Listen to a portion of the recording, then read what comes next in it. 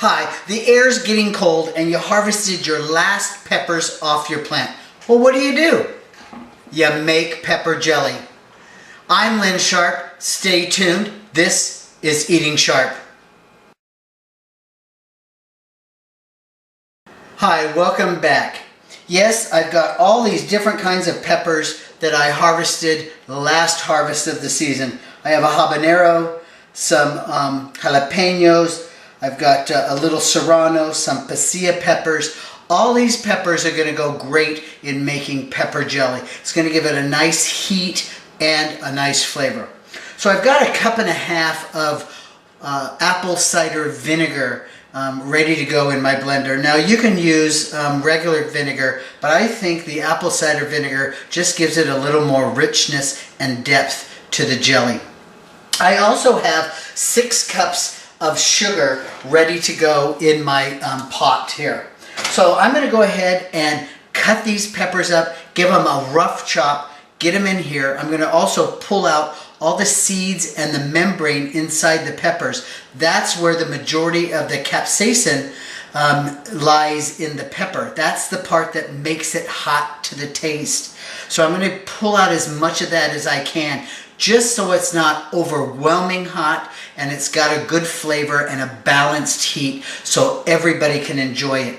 It's really great after it sets up to pour it over a brick of cream cheese and serve it at your holiday parties with some nice artisan crackers or some Ritz. Really goes good as a nice appetizer to those holiday meals. So stay tuned. I'll get these all cut up and get them in the blender, and I'll see you right back here.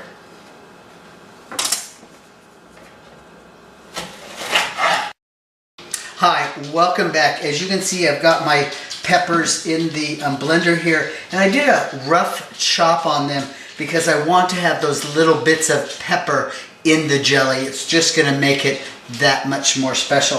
So next I've filled up a little pan, and what I'm going to do is I'm going to make sure that my sealing lids are sanitized. So I'm going to put those right down in the water, and I'm going to put them on the burner and bring them to a boil, and that will tell me that they are sanitized. I also sanitized my rings and my jars, and I did those right in the dishwasher. I just ran a cycle.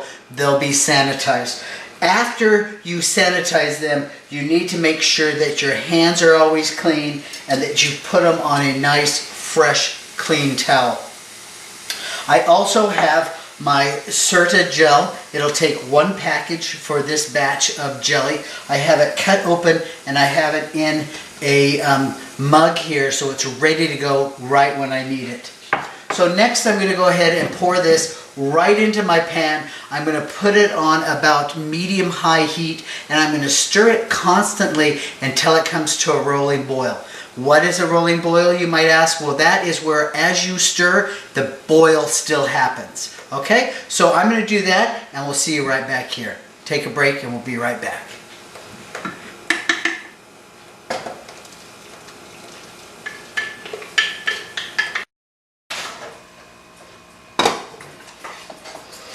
Hi, welcome back. It has come to a rolling boil.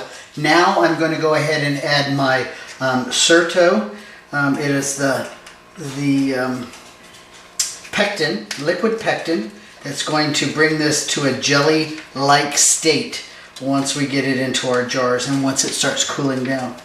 Now I've taken off here, I've got my sealing lids in there. They came to a boil and I took them off.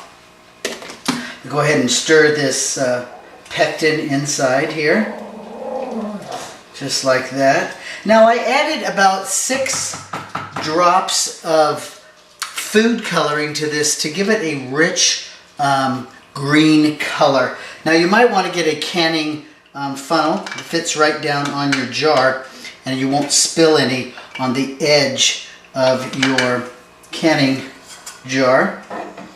And we'll just go ahead and fill these up, just like that. You want to give yourself, a good 1/4 inch or so at the top for for the seal to go on. Okay, so we'll put them like that. We'll get one of these nice hot sealing lids out of here, like this, and put it right on top. Stir, tighten it, just hand tight is good, and then go ahead and turn it over. You'll want to let these sit after you get them all filled for about 5 minutes. Then you'll flip them back over and you'll start to hear the lids pop in as they cool. These will last a good 6 months to a year sealed like this, and if they don't seal, it doesn't have the pop in it after 12 hours, you'll want to just put those right in the fridge, and they'll last a good 2 months in your fridge, but you'll want to use those first. So let me go ahead and can the rest of these up, and I'll taste the batch that I made earlier. I'm dying to taste it. We'll be right back.